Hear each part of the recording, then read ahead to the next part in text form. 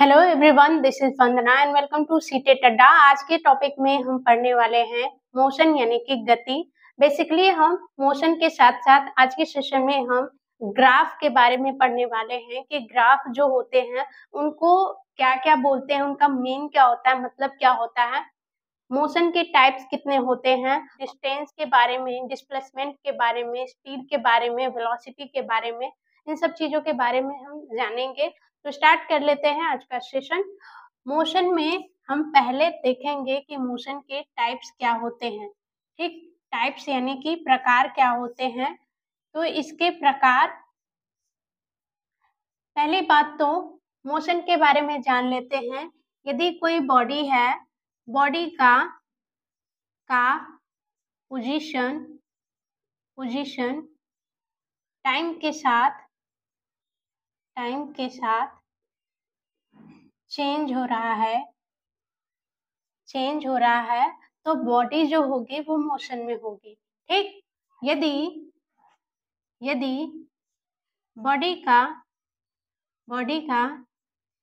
Position जो है time के साथ चेंज नहीं हो रहा है तो इसे बोलेंगे कि बॉडी रेस्ट में है। ठीक, इसका मतलब है यहाँ पे पोजीशन आ जाएगा, पोजीशन टाइम के साथ चेंज नहीं हो रहा, बॉडी रेस्ट में है। इसका ग्राफ कैसे बनेगा? इसका ग्राफ बनेगा, ये टाइम हो गया और ये डिस्टेंस हो गया। ठीक, टाइम बदल रहा है, इस तरीके से ग्राफ बनेगा जब बॉडी रेस्ट में है। अब देखेंगे कि पहले यहाँ था, फिर यहाँ ऐसे करके बढ़ता जा रहा है, यानी कि टाइम क्या होता जा रहा है, टाइम बढ़ता जा रहा है। लेकिन जो बॉडी है वो फिक्स है, डिस्टेंस जो है वो फिक्स है। इसे बोलते हैं कि बॉडी रेस्ट में है। ठीक, टाइप देखेंगे, टाइप क्या क्या होता है। टाइप पहला अगर देखेंगे, यूनिफॉर्म मोशन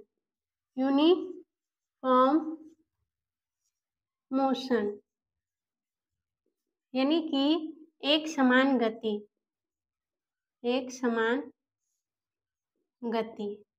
ठीक, एक समान गति किसको बोलते हैं? यदि कोई बॉडी जो है समान समय में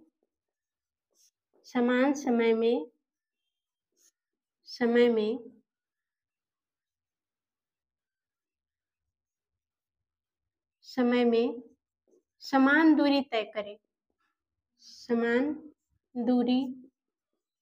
करे तो वहां पे एक समान गति उसको बोलेंगे।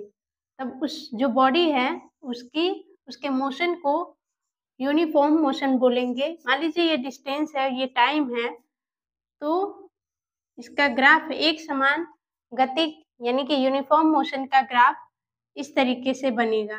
ठीक, देखिए जितना दूरी यहाँ पे चला है टाइम भी उतना ही लिया है। ठीक, तो इसको बोलते हैं कि यूनिफॉर्म मोशन का ग्राफ। ठीक, उसके बाद आ जाते हैं सेकंड पे नॉन यूनिफॉर्म मोशन। एक चीज इसमें जानेंगे, यूनिफॉर्म मोशन में स्पीड जो होती है, स्पीड कांस्टेंट होती है। दूसरा, नॉन यूनिफॉर्म मोशन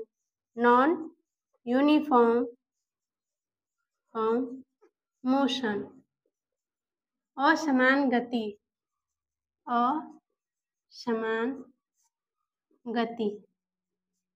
ठीक, असमान गति में हम पढ़ेंगे असमान गति क्या होता है। तो different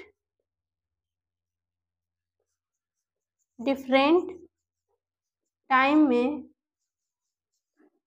different distance cover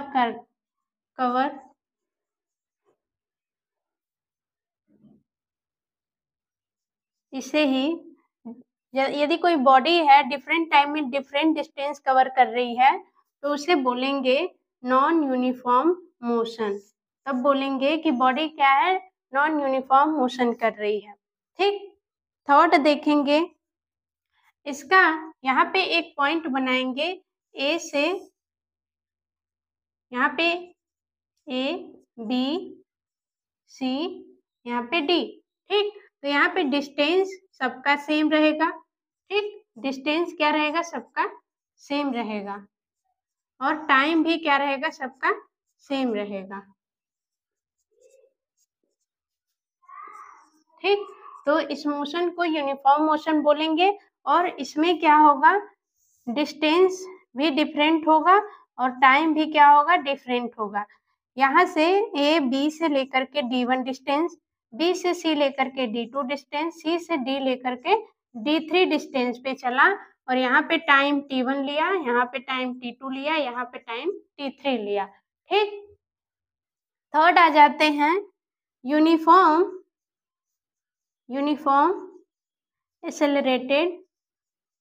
accelerated motion, यानी कि एक समान त्वरित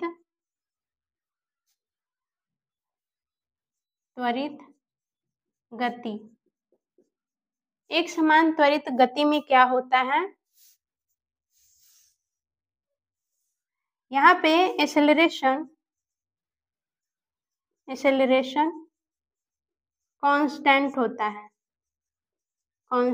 होता है। इसका ग्राफ कैसे बनेगा, इसका ग्राफ बनता है इस तरीके से, ये हो गया डिस्टेंस, ये हो गया टाइम, और इस तरीके से कर्व जैसा बनता है। ठीक, फोर्थ देखेंगे नॉन यूनिफॉर्म एक्सेलरेटेड मोशन, यानी कि असमान त्वरित गति। ठीक, इसका ग्राफ कैसे बनेगा, तो इसका ग्राफ बनेगा, यहाँ पे डिस्टेंस, यहाँ पे टाइम, इसका ग्राफ स्ट्रेट लाइन की तरह ही बनेगा और थोड़ा सा कर्व जैसा बनेगा इस तरीके से। ठीक, तो ये बन गया आपका नॉन यूनिफॉर्म एक्सेलरेटेड मोशन का। यहाँ पे एक्सेलरेशन कांस्टेंट नहीं होगा। ठीक, अब उसके बाद हम चलते हैं कि रेक्टिलिनियर मोशन क्या होता है। रेक्टिलिनियर मोशन, फिफ्थ ये है ऋजुरेखीय गति।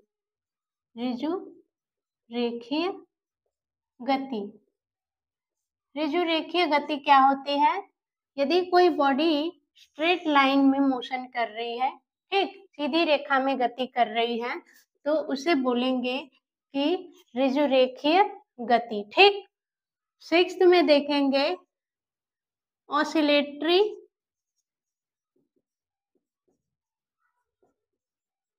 या वाइब्रेटरी मोशन, इसे बोलेंगे प्रदोलनी या फिर कंपन गति।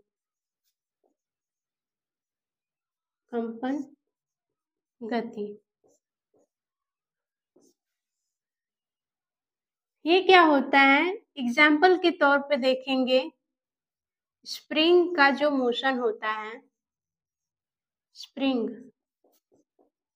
उसे कंपनिक गति कहते हैं। सेवेंथ देखेंगे पीरियोडिक मोशन,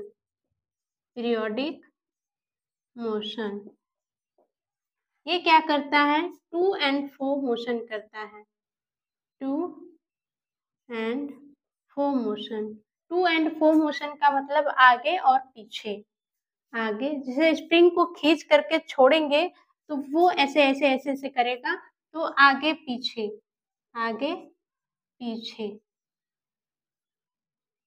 आगे और पीछे मोशन करता है। पीरियोडिक मोशन, जैसे पीरियोडिक मोशन जो होता है, जैसे पेंडुलम का जो मोशन होता है, ठीक, ये एक फिक्स इंटरवल के बाद, फिक्स टाइम इंटरवल के बाद अपने जो अपना जो गति होता है उसको रिपीट करता है, ठीक। ये क्या करेगा, ए से लेकर के बी तक, पहले ए से बी तक जाएगा, ठीक, मान लीजिए टाइम टी लगा, फिर बी से फिर ए तक आएगा, फिर टी टाइम लगा, यानी कि एक फिक्स टाइम इंटरवल के बाद अपने मोशन को क्या करता है, रिपीट करता है, ठीक। तो इसे बोलेंगे पीरियोडिक मोशन, आवर्ती गति, ठीक। तो ये तो हो गए डिस्टेंस के बारे में पढ़ेंगे। डिस्टेंस क्या होता है, यानी कि दूरी क्या होता है, ठीक है। तो दूरी का डेफिनेशन टोटल लेंथ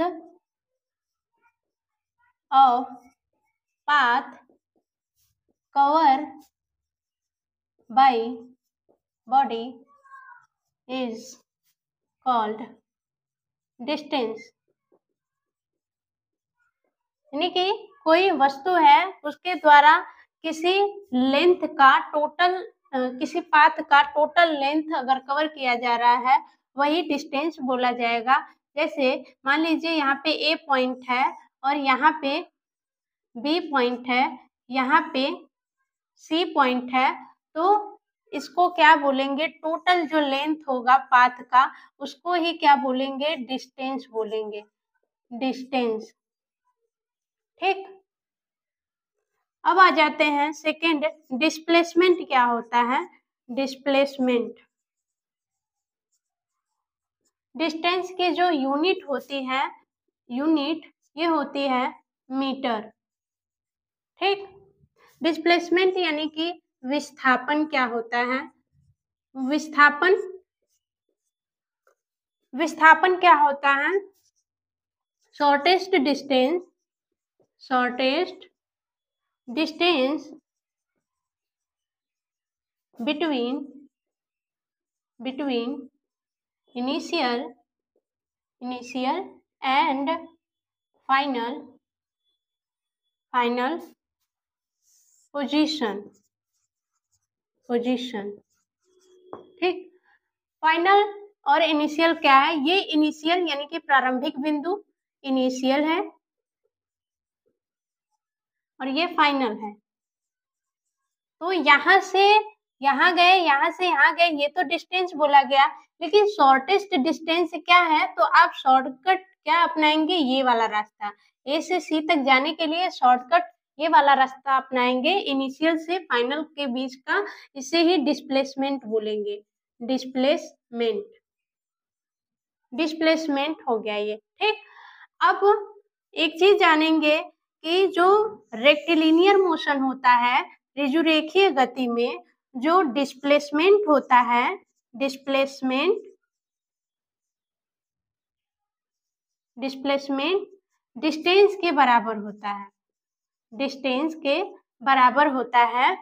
क्यों, क्योंकि जो डिस्प्लेसमेंट होता है वो फाइनल और इनिशियल के बीच का शॉर्टेस्ट डिस्टेंस होता है, लेकिन इसमें तो कोई शॉर्टकट तो अपनाएंगे नहीं, जो डिस्टेंस है वही आपका डिस्प्लेसमेंट है और डिस्टेंस भी है, ठीक। तो इसमें क्या होंगे, डिस्प्लेसमेंट और डिस्टेंस बराबर होंगे।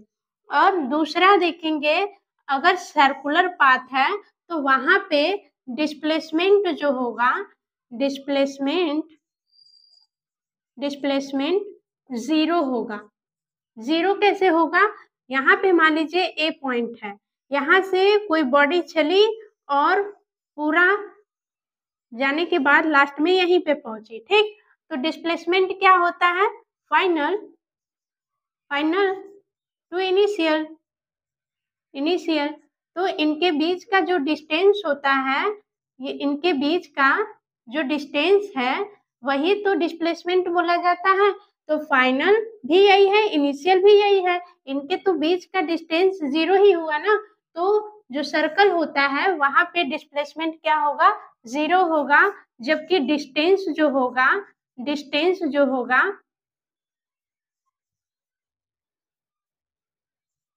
जो डिस्टेंस होगा वो होगा 2 पाई आर, क्योंकि वृत्त की जो परिधि होती है, सर्कमफ्रेंस होता है, वो क्या होता है, 2 पाई आर होता है। ठीक, इतनी बात समझ में आ गई। अब चलेंगे हम स्पीड पे। स्पीड क्या होती है, यानी कि चाल क्या होता है। चाल का फॉर्मूला होता है speed equal to distance upon का टाइम। डिस्टेंस यानी कि दूरी, और टाइम यानी कि समय। तो ये होता है, ये है स्पीड। अब कार की जो स्पीड होती है, यहाँ पे नोट करके लिखेंगे, गाड़ियों की स्पीड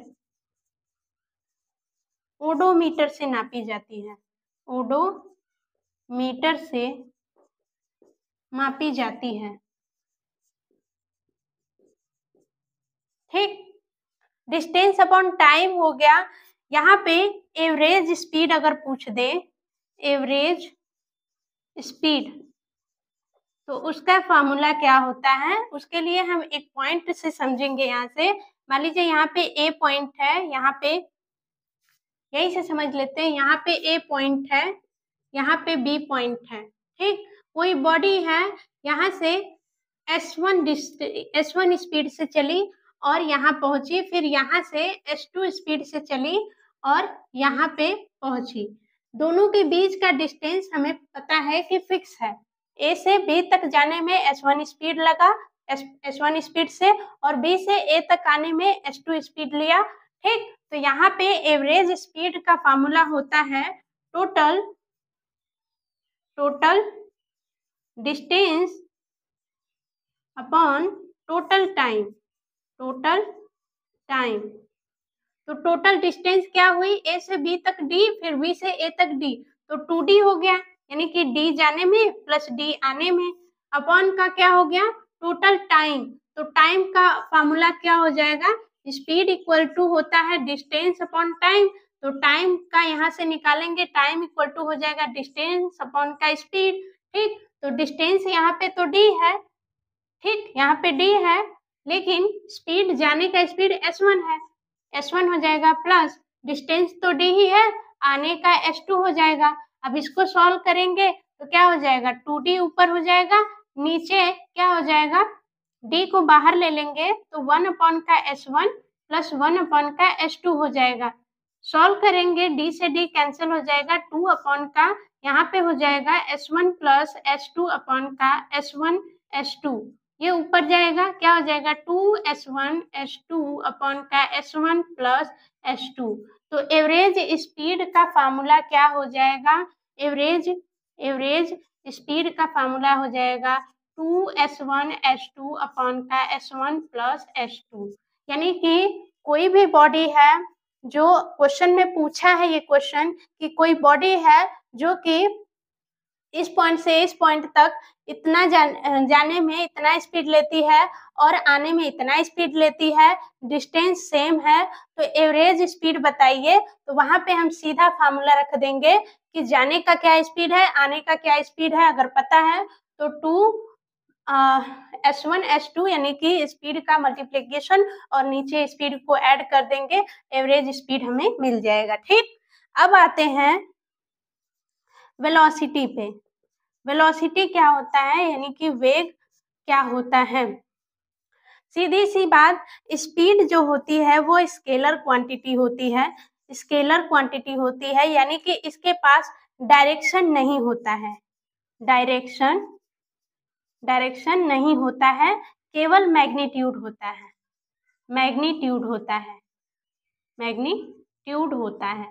ठीक, वेलोसिटी के पास अगर दिशा, मान लीजिए स्पीड को अगर दिशा दे दी जाए, ठीक, क्या दी जाए, दिशा दे दी जाए, तो उसे क्या बोलेंगे, वेलोसिटी बोलेंगे।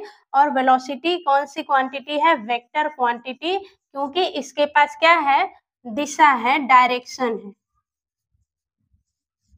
ठीक, तो इतना था सीटेट पेपर 2 में, यहाँ से सारा क्वेश्चन बन जाएगा।